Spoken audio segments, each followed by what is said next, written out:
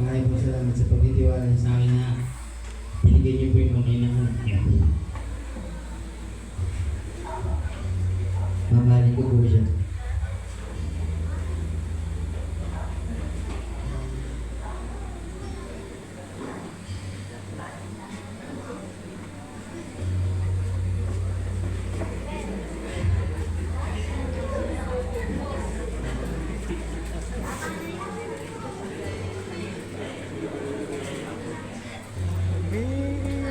Si Pare.